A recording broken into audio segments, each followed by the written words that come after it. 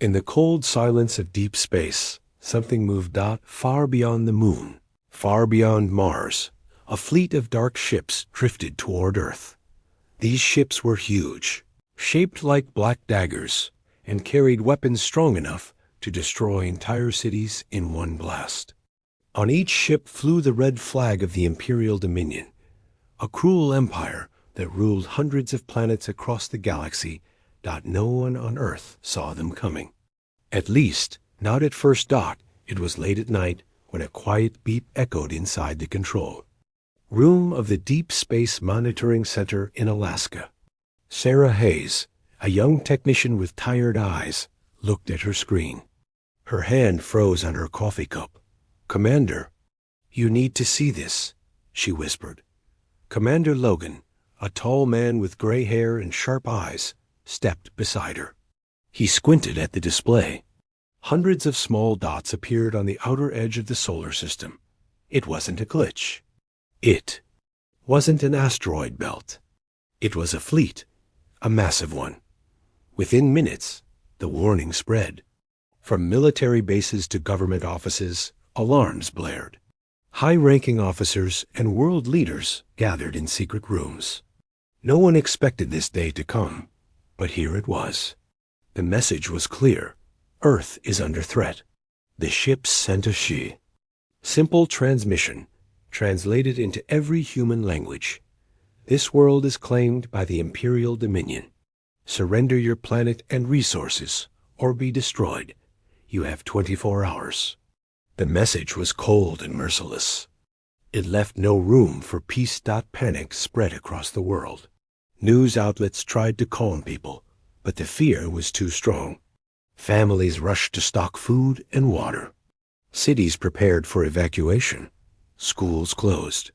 Air raid sirens screamed in the night. For most people, it felt like the end. But while the world trembled, a hidden group of leaders and scientists met in a deep underground facility, far from any city. This place wasn't on any map. Its name was Project Aegis. Only a handful of people knew it existed. Inside, General Reed, a broad-shouldered man with a scar across his cheek, spoke to his team. "We always knew this day might come," he said. "We didn't tell the public because it would cause chaos. But now, it's time to act." Aegis wasn't just a plan. It was Earth's secret defense program. Weapons, shields, and technologies built in secret, using knowledge gathered from crashed alien ships over the last 50 years. Humanity had prepared for this, even if no one else knew. "All defense systems are online, sir," a young officer reported. "The Aegis field is ready to deploy." "Do it," Reed ordered. High above Earth's orbit, strange shimmering domes of light blinked into existence. Invisible satellites armed with plasma. Cannons and electromagnetic disruptors came to life. Stealth ships, hidden among the shadows of the moon, began to move. The rest of the world had no idea. Back at the Imperial fleet, the alien commanders were laughing. To them, Earth was a weak, isolated planet, barely worth conquering. They expected no resistance, just another simple invasion like the others they'd done across the stars. "Prepare the first wave," Fleet Commander Dargan ordered. "Earn their cities. Let them beg for mercy." But just as the first Imperial warships crossed into Earth's outer defenses, their scanners began to flicker. Strange signals interfered with their systems. Weapons failed to lock. Communications cut out. "Sir, something's wrong," a technician on the alien bridge reported. Before Dargan could reply, his screen showed something impossible. Dozens of human warships decloaked all around them. They weren't the tiny, outdated ships the Empire expected. These were sleek, powerful vessels brimming with unknown weapons. A message was sent from the lead human ship. The face of a calm, older man appeared. Admiral Hayes, leader of Earth's space defense. "This is Admiral Hayes of Earth's Defense Command," he spoke firmly. "You've made a mistake coming here. Then, without another word, the human. Ships powered their weapons. Back on Earth, families huddled in shelters.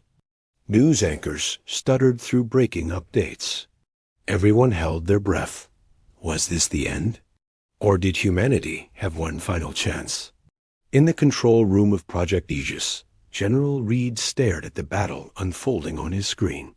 Fire everything, he commanded. And in the dark vacuum of space, the first shots of the war were fired. Asterisk, in the deep silence of space, fire and metal clashed. The Imperial fleet, proud rulers of 100 worlds, had never seen a battle like this. Their ships, huge and deadly, were being torn apart by Earth's defenses, weapons they didn't even know existed. Admiral Dargan stood on the bridge of his flagship, his eyes wide with shock. Screens flashed red warnings. Ships exploded one after another. Communications were a mess. This isn't possible, he growled, slamming his fist on the console. They're a backwater planet. But it wasn't a backwater planet anymore.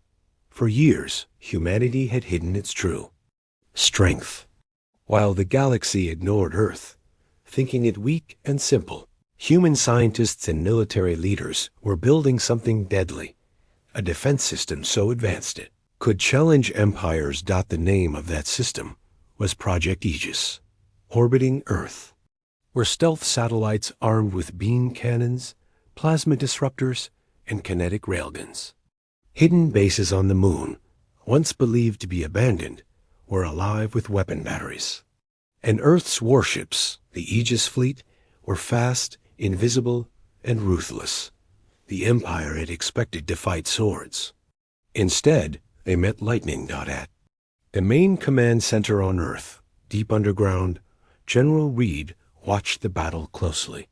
He spoke to his officers in a calm, steady voice. Target their command ships first. Break their leadership. No mercy. Yes, sir. On the battlefield, Earth's warships darted like wolves among the Imperial giants. Their weapons fired silent beams of blue light that sliced through alien hulls. Missiles with artificial intelligence chased down enemy ships, predicting every dodge. Within minutes, a third of the Imperial fleet was gone. Yet humanity wasn't finished. Activate the disruptor net, General Reed ordered. From Earth's orbital stations, invisible fields rippled. Out across space, the Imperial ships felt it instantly. Their engines stuttered. Their shields flickered. Long-range weapons failed to lock on to targets. What's happening? Dargan demanded. His technicians had no answers. It was the kind of weapon the Empire had only heard about in myths, something only rumored to exist in long-dead civilizations. But here it was, built by humans they had called weak. Back on Earth, while battles raged above, the people watched in fear and hope. Civilians gathered around giant screens in cities and underground shelters. Every explosion in space brought cheers. Every destroyed enemy ship meant another moment of survival. One man watching was Elias Cade, a former soldier, now a simple mechanic. He looked up at the sky and whispered, "I knew we weren't weak." Even alien spies hiding on Earth, sent long ago by the Empire to monitor humans, now trembled. They had sent false reports back to their superiors, claiming humans were no threat. Now, those lies were costing the Empire dearly. One alien agent, known as Varin, stood on a rooftop in New York, staring in disbelief. "They're not supposed to be able to do this," he muttered. "We were wrong." Meanwhile, in space, the battle grew even more brutal. A human warship, the Orion, led a squadron straight into the heart of the Imperial formation. Their weapons fired in all directions. Imperial ships, larger but slower, couldn't turn in time. Ship after ship broke apart in massive fireballs. Inside the Orion, Captain Mirahold gripped her controls tightly. "Keep pushing," she shouted. "They came here thinking we'd kneel. Show them what Earth does to invaders." Her crew roared in agreement. Within half an hour, the once proud Imperial Armada was crippled. Only scattered ships remained, fleeing toward the edge of the solar system. But Admiral Dargan refused to retreat. He stared at the screen, his teeth clenched. "Summon the second wave," he ordered, "and prepare the dreadnought." His officers hesitated. "Sir, if the second wave fails, then we burn this planet down." Across the Empire's outer sectors, another, even larger fleet began moving. This wasn't just an invasion force, it was an extermination squad. It carried the Empire's largest weapon, a colossal ship called the Dominion's Fist. On Earth, General Reed received the intelligence report. "The second wave is coming, sir," his aide said quietly. "And there's something else." "What?" "They've brought the Fist." For the first time, Reed's expression hardened. He knew what that meant. That ship was a planet killer. He turned to his officers.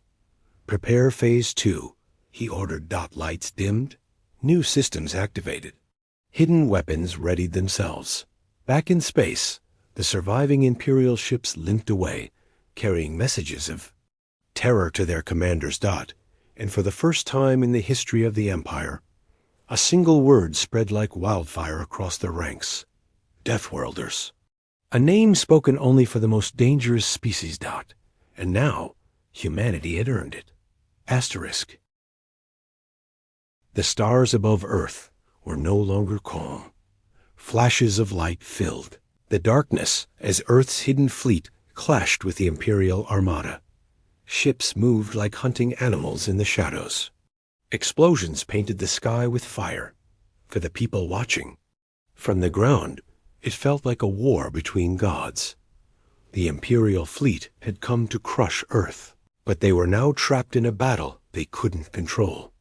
Their large, slow ships were easy targets for Earth's smaller, faster warships. On the bridge of the Imperial flagship, Admiral Dargan shouted orders. "Regroup. Focus fire on their biggest ship." His officers struggled at their consoles. Warning. Lights blinked red. Half of their sensors weren't working. Weapons failed to lock on. Their battle plans meant nothing now. Dargan's pride burned with rage. How could this happen? This was supposed to be easy. On the other side of the battlefield, Earth's fleet moved with perfect timing. The Orion Vanguard and Hunter's Wrath led the attack. Their captains spoke calmly, their voices steady. Enemy formation breaking.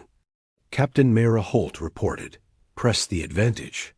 Earth's warships fired energy beams, plasma bolts, and railgun shots. Each hit found its mark. Imperial ships exploded in silent bursts, their debris floating among the stars. At the command center on Earth, General Reed watched with sharp eyes. "Good," he muttered. "Make them bleed." A squadron of Earth's stealth fighters, known as Phantoms, slipped through the wreckage unnoticed. Their mission was clear: take out the Imperial command ship. Inside one of those fighters, pilot Eric Dane grinned under his helmet.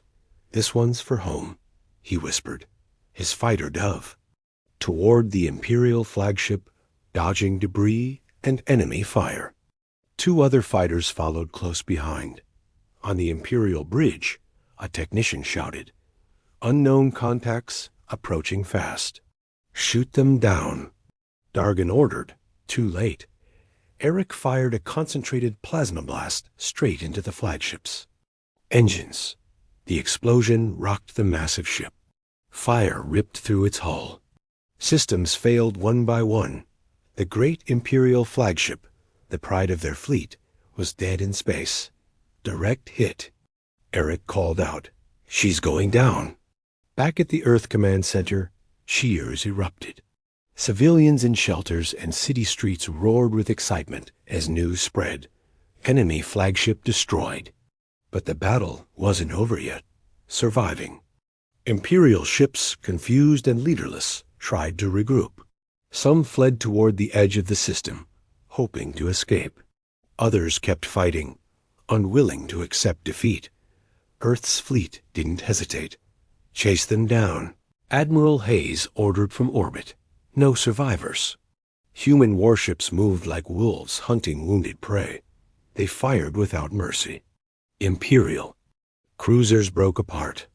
Destroyers crumbled under heavy railgun fire. The Empire's second-in-command, Captain Veoran, attempted to lead a retreat. All ships, fall back to jump range. He shouted dot, but Earth's disruptor fields blocked their paths.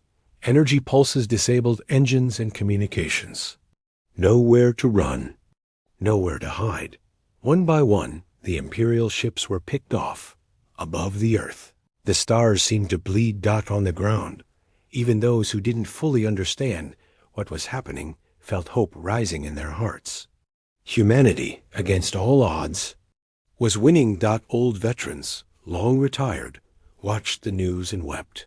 Young children cheered at the sight of burning enemy ships. Entire cities, once prepared for death, now clung to life with pride. For the first time, humanity had proven to the galaxy that it would not be conquered. Back on the Imperial side, Captain Veoran sent one final message to the Empire's homeworld before his ship was destroyed. Earth is a death world. Do not come here. Then his ship was torn apart by a plasma beam dot in the final minutes of the battle. Only a handful of Imperial ships remained. Some tried to self-destruct rather than be captured. Others drifted, powerless dot, and in one quiet moment, the war was over. General Reed leaned back in his chair. Status report. Imperial fleet. Destroyed, sir, an officer confirmed. A long silence filled the command center. Then, applause. A wave of relief spread through the room. But Reed's expression stayed serious. Don't relax yet, he said. There's a second wave coming, and they're bringing something worse. Everyone fell quiet dot in space. Human ships began rescue. Operations, searching for survivors, and gathering data. The battlefield was littered with wreckage, a floating graveyard of broken metal and lost lives. But Earth had survived. And in surviving, it had sent a message to the stars. We are not easy prey. On distant planets, alien leaders received the reports with fear. The name Earth was no longer spoken with laughter. Now it was spoken with caution. And far away, the second wave of Imperial ships moved closer, carrying with them a weapon designed to end worlds. But this time, humanity would be ready. Asterisk, the silence after the battle was heavy. Space was littered with wreckage. Pieces of shattered Imperial warships floated like dead leaves in a dark river. Fires burned in the emptiness. Survivors were few, but Earth's fleet didn't cheer yet. They knew something worse was coming. At Earth's Deep Space Command, General Reed stood before the main screen. The room was quiet as a fresh report arrived. Sir, the officer said, his voice tight, the second wave is inbound. Reed's jaw clenched. How big? The officer hesitated. Twice the size of the first, and they've brought the Dominion's fist. At the name, the room fell silent. The Dominion's fist wasn't a warship. It was a planet killer, a dreadnought so massive it could fire a weapon strong enough to crack a planet's surface. Entire star systems had surrendered at the mere sight of it. And now it was coming for Earth. General Reed turned to his officers. Alert.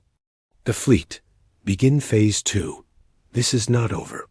Far above, on the Imperial side, the second fleet was closing in. Admiral Krell, commander of the second wave, sat comfortably in his chair aboard the Dominion's fist. Unlike Dargan, he didn't fear humans. He had no respect for them. They beat Dargan's fleet because he was careless, Krell said. We'll finish this properly. His officers nodded, though some glanced nervously at the wreckage field ahead. Target their cities, Krell ordered. No demands this time, no warnings. We'll burn their world, and the Empire will forget this insult. The Empire made a fatal mistake that day. They believed Earth would fight them like other planets did. But Earth wasn't like other worlds. Earth was a death world, and its people were even deadlier. Back on the surface, civilians moved calmly. It was strange, even for the alien spies hiding among them. An Imperial agent named Vareen watched in disbelief as entire neighborhoods followed evacuation plans with quiet discipline. There was no chaos, no mass panic. No one screamed in the streets. They weren't scared. They were ready. Vareen spoke into his hidden communicator. "This is wrong," he whispered. "They aren't panicking. They're preparing." He remembered the stories his ancestors told, old, forbidden tales about Deathworlders, a rare type of species so dangerous that even the oldest empires had left them alone. And now, he realized, Earth was one of them. In orbit, Admiral Hayes stood aboard the Orion, his eyes fixed on the approaching Imperial ships. "Bring the Aegis." "Field online," he ordered. High above Earth, invisible shield barriers powered up. They weren't ordinary shields. These were plasma weave energy fields capable of absorbing starship blasts. At the same time, new weapons came online. Weapons Earth had kept secret, even from its allies. Weapons built from recovered alien technology. Rail cannons the size of city towers. Particle beams designed to slice through capital ships. The Empire didn't know what was waiting for them, and they would soon regret coming back. As the second wave entered Earth's outer defenses, the sky lit up once more. Ships crossing into range. An officer called out. "Open fire," Hayes commanded. Earth's weapons blazed. Beams of searing blue light struck the enemy fleet. Railgun slugs, fired at incredible speed, punched through armor. The Imperial ships returned fire, but the Aegis field held strong. The Dominion's fist fired its main cannon. Massive energy blast screamed toward Earth. It struck the shield. And for a terrible moment, everyone on Earth held their breath. The shield held. The energy blast spread harmlessly across the plasma barrier. Cheer erupted inside the command center.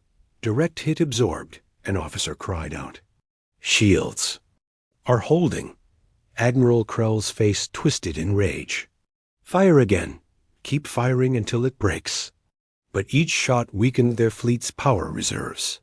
Meanwhile, Earth's counterattack tore through their ships. One after another, Imperial vessels exploded. Even worse for the Empire, Earth activated a weapon no one expected. "Deploy the disruptor storm," General Reed ordered. From orbital platforms, special devices fired pulses of charged particles. The storm disrupted enemy shields, disabled targeting systems, and jammed communications. The Imperial fleet was now blind and deaf. "Take them apart," Admiral Hayes ordered. Earth's warships moved in like hunters. The Orion led the charge, destroying 2 cruisers with a single volley. Stealth fighters darted through the wreckage, targeting enemy engines and escape pods. It wasn't a battle. Now, it was a slaughter. Asterisk. As the Dominion's fist took heavy damage, Admiral Krell finally understood. They're not normal," he muttered. "They're monsters." He tried to order a retreat, but it was too late. The massive dreadnought systems collapsed. Fire spread across its decks. One final blast from the Vanguard struck the ship's core. The Dominion's fist exploded in a blinding flash. On Earth, the people watching saw the light in the sky and cheered. The second wave was broken.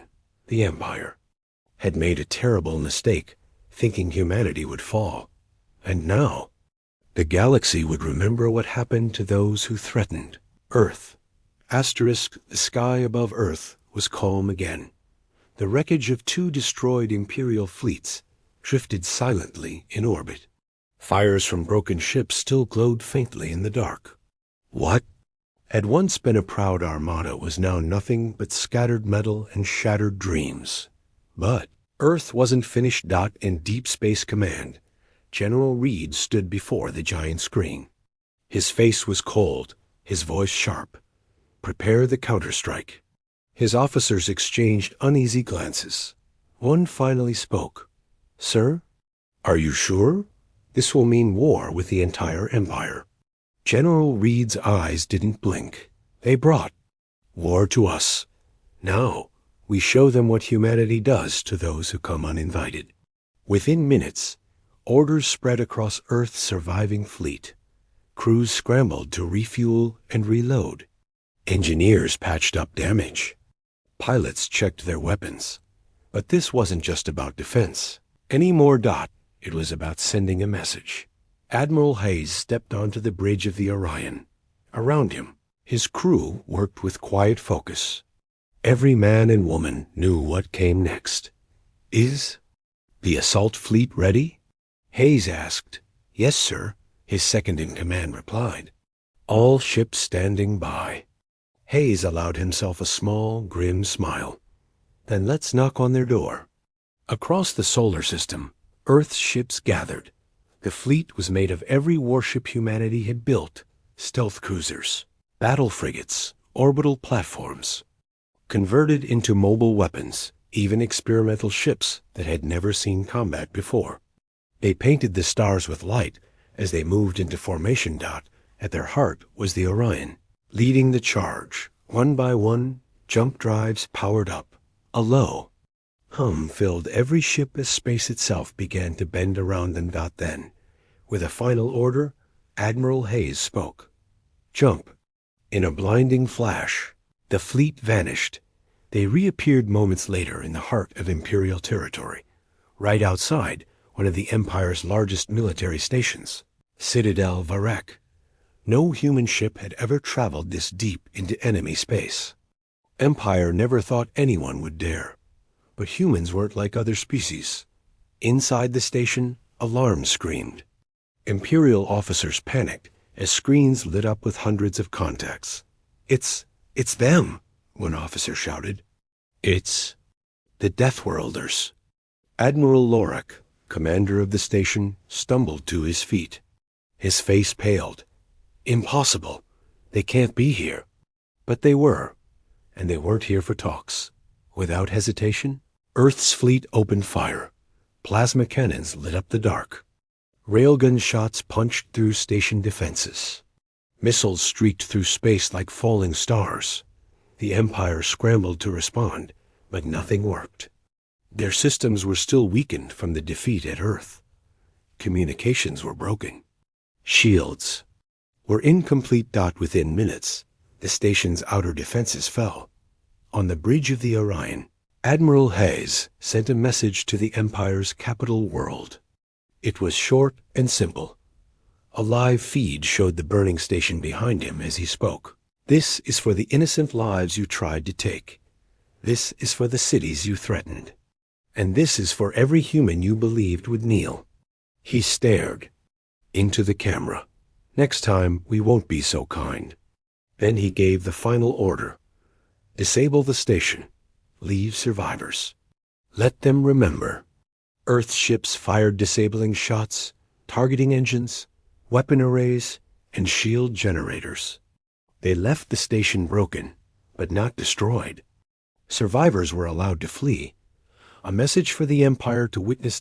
In distant parts of the galaxy, word spread like wildfire. Other alien species, some who had once feared the Empire, others who had longed for hope, watched the battle footage. With wide eyes, they saw human warships cutting through Imperial defenses like blades through paper. They saw a Deathworld species standing against one of the largest galactic empires, and winning. Whispers filled council chambers and shadowy rooms. The Deathworlders have risen. The humans are coming. For the first time in centuries, the Empire's iron grip on the galaxy cracked.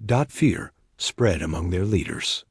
Some called for surrender. Others demanded vengeance. But no one could ignore the truth. The Empire had made a mistake, and humanity would not be bullied. Back on Earth, the fleet returned to orbit. Cheering crowds filled city streets. A world, once bracing for death, now stood tall. General Reed addressed the people through a global broadcast. "This is only the beginning," he said. "We defended our home. And now we send a clear message to the stars. Earth will never kneel." The crowd erupted. For the first time in history, Earth wasn't just defending itself. It was taking its place as a force to be feared. And somewhere, deep in the Empire's capital, the rulers shivered at the thought of what came next. The galaxy had changed. News of Earth's victory spread faster than light. Worlds under Imperial rule whispered about the Deathworlders, the humans who had shattered not one, but two Imperial fleets, who had crossed enemy lines and struck at the Empire's military heart without fear. For the first time in centuries, the Empire's enemies saw a spark of hope. And the Empire's leaders saw something they never expected. Fear. At the Empire's capital world, the Grand War Council gathered in a towering black chamber. The room was silent, thick with tension. Holoscreens displayed images of burning Imperial ships, shattered space stations, and the faces of human commanders who now haunted their nightmares. Emperor Corthan, ruler of the Empire, sat upon his throne. His face was pale, his eyes filled with cold rage. How did this happen? He growled. No one answered. Generals, admirals, and high lords lowered their eyes. They had ruled with absolute power for generations. No world had dared fight them. Until now, Corthan slammed his fist on the armrest. "I want Earth turned to dust. I want their cities burned. I want their name erased from the stars." But before anyone could respond, a signal came through. An unauthorized transmission. The Empire security tried to block it, but the message forced its way onto every screen in the council chamber. A calm, familiar human face appeared. It was Admiral Hayes. Stood aboard the Orion, the wreckage of the Imperial fleet behind him. His uniform was clean, his posture steady. To the Empire, he looked like a Deathworlder king. He spoke in a voice clear and sharp. "You failed." The room fell silent. "You came to our world with fire and arrogance," Hayes continued. "You threatened our people. You called us weak. You made one mistake." He leaned closer to the camera. "You forgot what humans are." Some of the Empire's generals shifted uncomfortably. Hayes didn't stop. "You thought we would kneel. You thought we would beg. Instead, we fought back, and you lost." Corthan's face twisted with fury. His hand hovered over the command. "To shut down the feed. Leave this channel open," one of the older generals whispered. "Let's hear them." Hayes' message was meant for every leader, every soldier, every citizen of the Empire. "This is your final warning," he said. "We didn't start this war. But if you send another fleet to our world, if you threaten one more innocent life, we won't just stop at your ships." His gaze hardened. "We'll come for you." The room tensed. "We will strike your homeworld. We will break your armies. We will shatter your empire. And when your banners fall and your palaces burn, the galaxy will remember who caused it."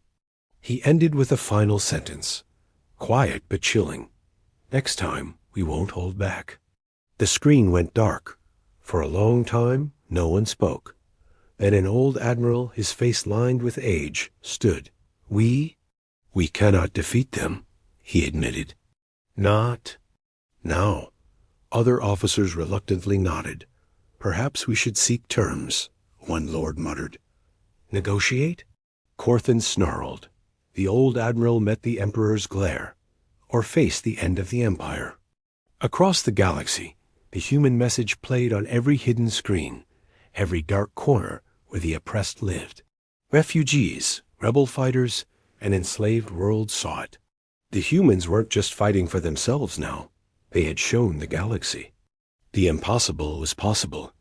Back on Earth, the fleet returned to cheers and celebrations.